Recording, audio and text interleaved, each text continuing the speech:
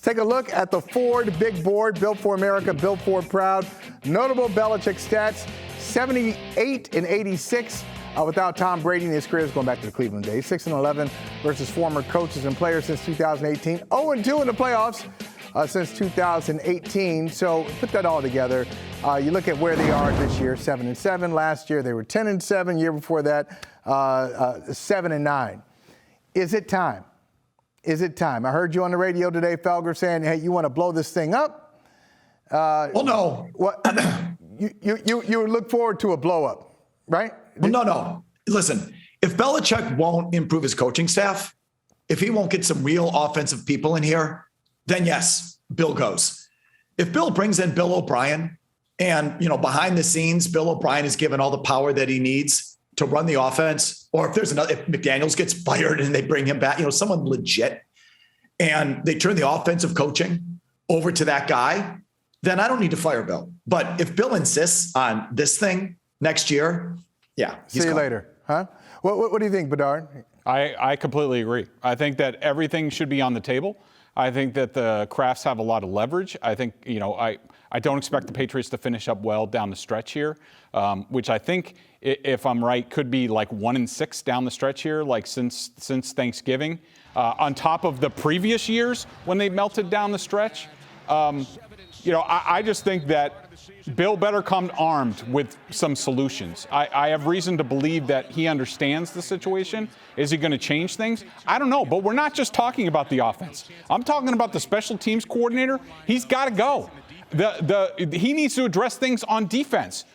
Who had the bright idea to take Josh Uche and Matthew Judon out of pass rush when you're trying to get off the field on that final drive and make sure you chug in the tight end instead of rushing 5 and sacking Derek Carr and ending the game? Yes, you do that early in the game. You don't do that with the game on the line, especially when you're playing conservative in the back end, which they should have been doing. There were questionable. The Darren Waller touchdown. Oh, Devin McCourty was losing open. his mind because it was a terrible defensive call. We see this time and time again. The entire coaching staff needs to be revamped. And if Bill doesn't want to do it, then Robert needs to ask him some serious questions and put his feet to the fire and make sure maybe Bill's not the guy to go forward here. Well, when you say the entire coaching staff needs to be revamped, and I think about that. Put Mayo in the defensive coordinator. Okay, but Mayo, teams. but wait a minute, but Mayo's on this defensive staff. Yeah, but he doesn't have, who's calling the plays? It's Steve Belichick. So you say Steve Belichick's not doing a good job calling plays? Correct. I mean, listen, I think defensively, offensively, they're a joke. Defensively, they've been competitive. They've had some good performances defensively. Yeah, they've beaten one starting quarterback all year, Jared Goff. I got you. But how many offensive performances this year have you said that was really good? I mean, I haven't seen any. From this team? Yeah, that's what I'm saying. I haven't seen a single. No. I haven't seen anything. So offensively, revamp the staff. Yeah, I can see that. I don't think it's going to happen defensively. It has nothing to do with Steve Belichick and what his last name is.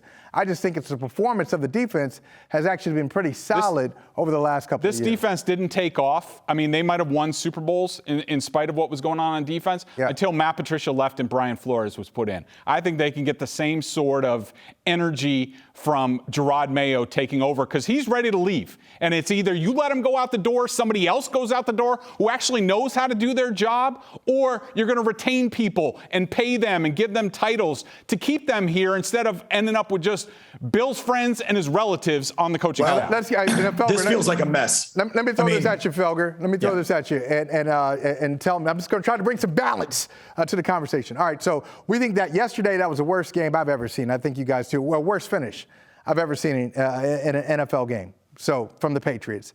And that this offense is one of the worst offenses we've seen, right?